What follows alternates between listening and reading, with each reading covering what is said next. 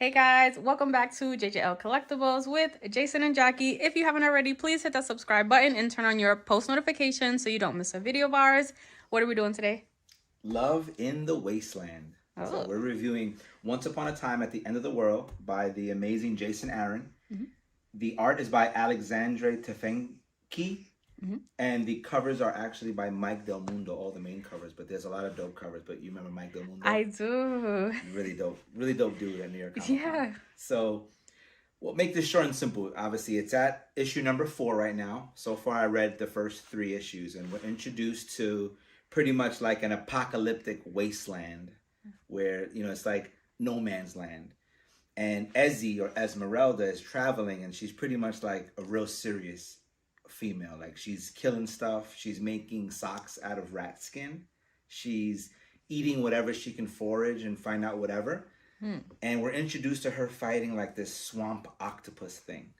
And we see Maceo, who is in like a sheltered dude in this like building complex. He built his own like different rooms with a book room, a toy room, a fun room, eating. He has vending machines and everything. And he helps Ezzy get away from the octopus, pretty much. He helps her kill the octopus. So Ezzy ends up in there, and she's real hardcore. She's literally like, yelling at him, like, what are you doing? Who are you? She doesn't know that there's other human beings that are still alive in this wasteland, even though she's part of a group, which I'll explain later. Okay. So Mace pretty much falls in love with her as soon as he sees her when she walks inside. Like, he feels something, and he's like, I've got to pack up and go with her. Right. So pretty much she's like, I'm gone, I'm leaving. I'm not trying to stay stuck in this building. I need to go figure out how to, survive this, what's going on. And so she leaves, and around issue 1 to issue 2, he pretty much packs a bag like ridiculously huge, like it's 3 times his size. It's a comic book, so obviously we can exaggerate anything. Packs his bag, and he just follows her. And she's like, what are you doing following me? Get away from me. And she pretty much is like, don't need you, don't want you, you're going to hold me back. He turns around about face, he walks away. She thinks for a moment, and she goes, you know what? Just come.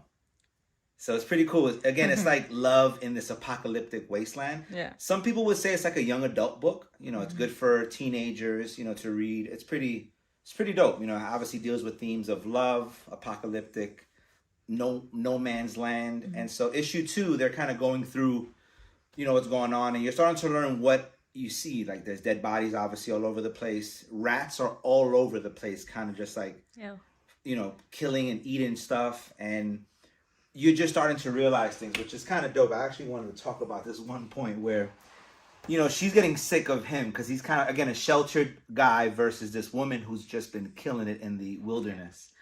And she goes, what skills do you have to survive out here? He goes, I mean, if I had to guess, probably all of them. Why? What skills do you have?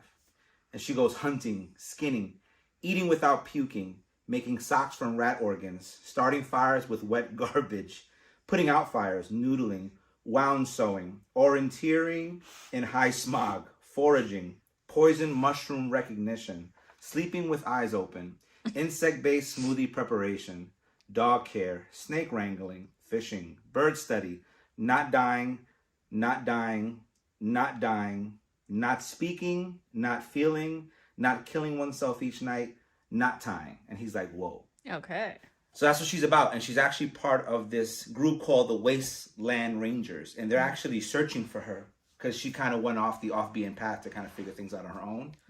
And you start to see around issue 3, they're gelling, but he's like, I want to prove to her that I can do this myself. So she falls asleep, and he just goes off on his own. And he's like, I'm going to bring back something to prove to you that I can survive in this. The Wasteland Rangers catch up to him. And pretty much, they got him. And now that's the end of issue 3, and we kind of want to figure out what's through issue 4.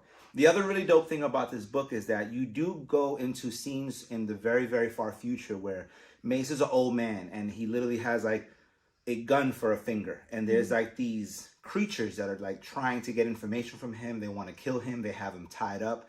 And you start to see this every issue towards the end. Like, what does it look like years down the line? We ask ourselves, where is Esmeralda, Ezzy?